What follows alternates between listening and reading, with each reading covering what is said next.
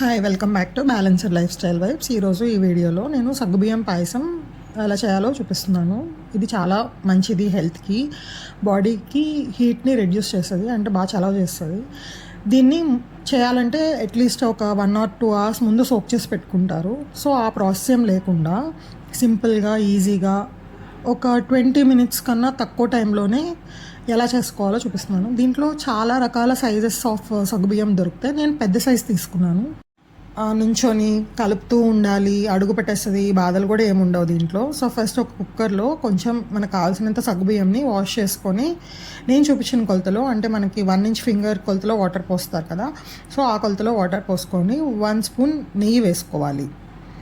So నెయ్యి వేసుకుని కొంచెం హై ఫ్లేమ్లోనే వాటర్ హీట్ అయ్యి నెయ్యి మనకి కరిగిపోయిన తర్వాత కుక్కర్ మూత పెట్టేసుకోవాలి.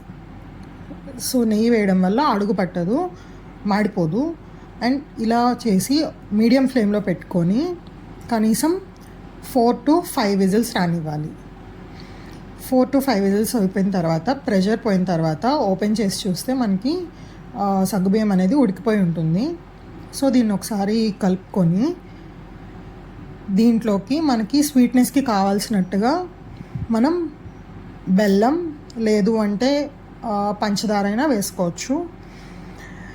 నేను కుందులు బెల్లం యూస్ చేస్తాను కాబట్టి నేను కొంచెం దంచి ఆ కుందులు బెల్లం వేసాను, నా స్వీట్నెస్కి తగ్గట్టుగా వేసుకొని, కొంచెం బెల్లం వేసుకున్నాక కొంచెం వాటర్ పోసుకోవాలి. వాటర్ పోసుకొని లో ఫ్లేమ్లో పెట్టుకుంటే బెల్లం అనేది కరిగిపోతుంది. ఇక్కడ మీరు కావాలంటే మీ సగ్గుబియ్యం కన్సిస్టెన్సీని కూడా అడ్జస్ట్ చేసుకోవచ్చు, ఇన్ కేస్ మిల్క్ యూస్ చేయకపోతే. కాకపోతే నేను మిల్క్ వేస్తాను కాబట్టి కొంచెం వాటర్ పోసుకొని సిమ్లో పెట్టుకొని ఒక 2 to 3 minutes, అంటే బెల్లం కరిగే వరకు పెట్టుకున్నాను.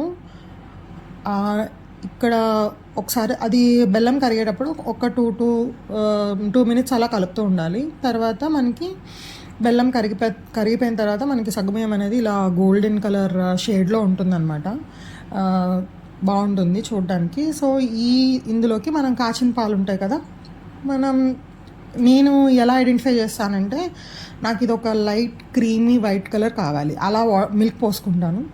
సో మీకు నచ్చిన క్వాంటిటీతో మీరు మిల్క్ యాడ్ చేసుకోండి. సో నేను మిల్క్ వేసిన దాన్ని బట్టి నాకు ఆ కలర్ అండ్ సగ్గుబియ్యం బాల్స్ కూడా లైట్ గ్రీనిష్ కలర్లో కనపడాలి. సో అంటే నాకు ఆ స్టేజ్లో నాకు మిల్క్ సరిపోయింది అని అలా ఐడెంటిఫై చేస్తాను.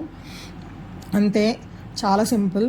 లాస్ట్లో కొంచెం ఫ్లేవర్ కోసం 2 యాలకులు దంచి వేసుకోవాలి. లాస్ట్లో 1 spoon నెయ్యి. అంతే, కమ్మనైన సగ్గుబియ్యం పాయసం రెడీ అయిపోతుంది. నేను వీడియో లాస్ట్లో కూడా చూపిస్తాను, అస్సలు అడుగు పట్టదు. అండ్ ఒక 15 to 20 minutesలో చేసేసుకోవచ్చు. సోక్ చేసే పని లేదు, నుంచొని కలుపుతూ ఉండక్కర్లేదు. అప్పుడు ఎవరైనా మనకి ఇంటికి గెస్ట్ వచ్చారనుకోండి, అప్పటికప్పుడు తొందరగా ఏమైనా చేసి పెట్టాలంటే దీంట్లో కొంచెం గీ రోస్ట్ చేసిన డ్రై ఫ్రూట్స్ వేసేసి కూడా ఇవ్వచ్చు. ఇది 1+ years పిల్లల నుంచి కూడా పెట్టవచ్చు హ్యాపీగా. ఐ హోప్ ఈ వీడియో మీకు నచ్చింది అనుకుంటున్నాను. Do follow for more. Thank you. Bye.